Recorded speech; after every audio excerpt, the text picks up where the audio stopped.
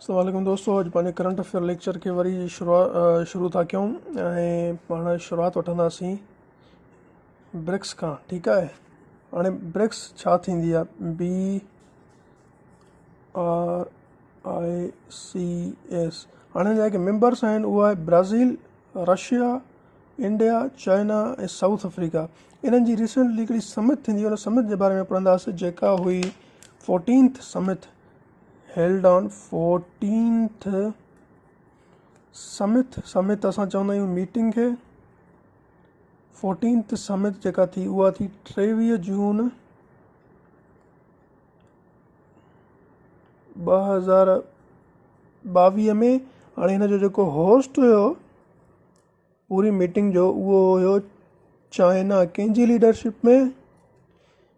Xi Jinping जेको China जो president आहे हुनजी लीडरशिप में। अच्छा, हीअ जेका मीटिंग हुई इहा हुई 14th मीटिंग। ठीकु आहे।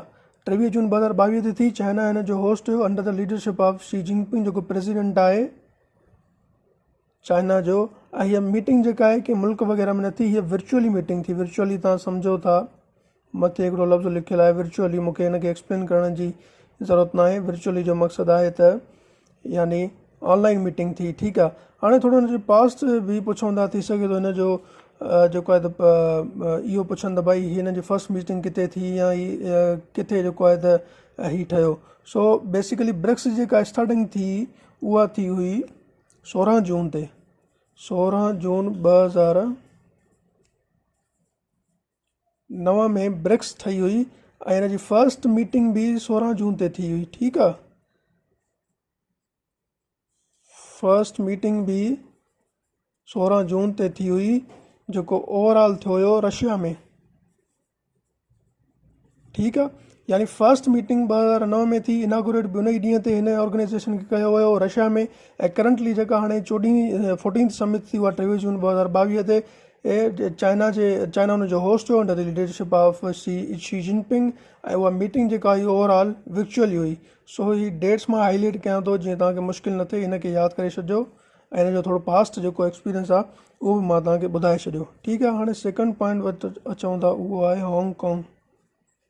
अक्सर करे ही टेरिटरी न्यूज़ में रहंदी आहे, तव्हांखे ख़बर हूंदी। हांगकांग जेको आहे त 1 जुलाई ते इन जी एनिवर्सरी आहे। एनिवर्सरी जो मक़सदु आहे त पहिरियां ही जेको हांगकांग हुयो इनखे केरु एडमिन कंदो हुयो? पहिरियां हिन जो एडमिनिस्ट्रेटर हुयो ब्रिटेन गवर्नमेंट, ब्रिटिश गवर्नमेंट। ठीकु आहे। उन खां पोइ छा थियो जो जुलाई 1 1997 ते ब्रिटिश गवर्नमेंट हैंड ओवर कई। कंहिंखे? हांगकांग हैंड ओवर कयो चाइना खे। हाणे बि हांगकांग इंडिपेंडेंट टेरिटरी आहे, पर उनजी जेका पूरी एडमिनिस्ट्रेशन आहे उहा चाइना पियो हेल्ड करे। यानी कि 1 जुलाई ते उन्हनि जी छा आहे? एनिवर्सरी आहे of independence from British government. ठीकु आहे। 1 जुलाई 1997 ते ब्रिटिश गवर्नमेंट हैंड ओवर कयो पूरो हांगकांग कंहिंजे अंडर? चाइना जे अंडर। ये डेट्स वरी बि तव्हां यादि करे छॾिजो। ऐं 3 पॉइंट केटन जी ब्राउन।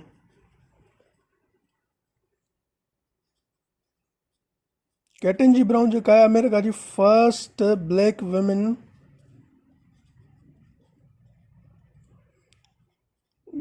आहे जंहिं जॉइन कयो आहे कंहिंखे? यूनाइटेड स्टेट्स जी कोर्ट खे as a associate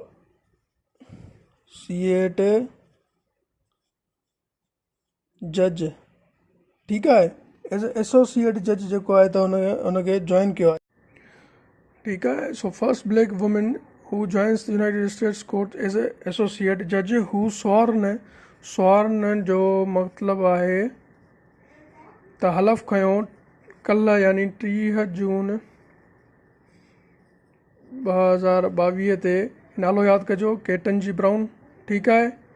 first black women to join United States court, associate जज हू स्वॉर्न ऑन 13 जून 2022 यानी 3 जून 2022 ते हिन जेको आहे त हुनखे कोर्ट खे जॉइन कयो, हलफ़ खयो।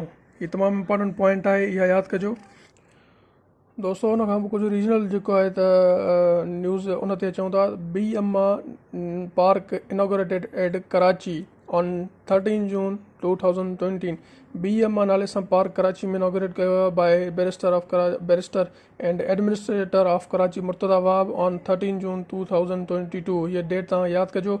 उन खां पोइ तव्हांखे ॿुधाईंदो रहंदुमि BMR जो ज़िक्र निकितो आहे त हू BMR जो असुलु नालो आबादी रानो बेगम आहे ऐं हुनजा ॿ पुट मोहम्मद अली मौलाना शौकत अली जेको आहे त इंडिपेंडेंस जी जेका वार हुई उन में हिननि जो तमामु घणो हिसो रहियो। ठीकु आहे। उनखां पोइ sprinter Shajar Abbas athlete, Pakistani athlete gold medal. Shajar Abbas Pakistani athlete जेको आहे उन गोल्ड मेडल खटियो आहे 100 मीटर जी रेस जेका अफ़गानिस्तान में हली रही उन में। हाणे हिते जेको वर्ड स्प्रिंटर यूज़ थियो आहे, स्प्रिंटर जो मक़सदु उहो आहे त जेको स्मॉल डिस्टेंस ते, ठीकु आहे, स्मॉल डिस्टेंस ते जेको आहे त रनिंग करे उनखे, जीअं मिसाल के तौर पे 100 मीटर रेस आहे उन ते रनिंग करे उन एथलीट खे असां स्प्रिंटर चवंदा आहियूं। त पुछी सघंदा रिसेंटली कहिड़े एथलीट जेको आहे त गोल्ड मेडल खटियो आहे, उहो शजर अब्बास कहिड़े मुल्क में, कज़ाकिस्तान में। उनखां पोइ नेक्स्ट पॉइंट इहा आहे त PTDC Pakistan tourism and development corporation जेका आहे त उन्हनि अनाउंस कयो आहे त अक्रॉस द पाकिस्तान असां 10 विलेजिस अहिड़ा ठाहींदासीं जेके टूरिस्ट स्पॉट लाइ यूज़ थींदा। हाणे PTDC कंहिंजे अंडर में कमु कंदो आहे, मिनिस्ट्री ऑफ टूरिज़म में। हाणे PTDC जो तव्हां फुल फॉर्म जेको आहे त यादि कजो। उनखां पोइ लास्ट पॉइंट ते अचो त गवर्नमेंट रिसेंटली 2 अनाउंसमेंट्स कयूं आहिनि, जंहिंमें नंबर पहिरीं जेका अनाउंसमेंट आहे पेट्रोल प्राइस में इंक्रीमेंट। हाणे पेट्रोल जेको आहे कल्ह राति 14.85 पर लीटर इंक्रीज़ कयो वियो आहे। हाणे टोटल करंट जेको आहे हुनजो माना पर लीटर घणो आहे 248.24। हीअ तव्हांखे स्टेटिस्टिक्स यादि करणियूं पवंदियूं। वरी हेठि अचो, गवर्नमेंट हिकु ॿियो बि अनाउंसमेंट कई आहे, उहा आहे पावर टैरिफ इंक्रीज़ कयो आहे 8 रुपीज़ पर यूनिट। ठीकु आहे, 8 रुपीज़ पर यूनिट गवर्नमेंट जेको आहे त टैरिफ इंक्रीज़ कयो आहे। हाणे जीअं मां तव्हांखे पूरो लेक्चर ॾेई हिन में सभ खां वधीक जेका इंपॉर्टेंट पॉइंट आहे उहा इहा आहे ब्रिक्स। ऐं ब्रिक्स जूं जेके बि डेट्स ऐं करंट हैपनिंग्स आहिनि इहे यादि कयो।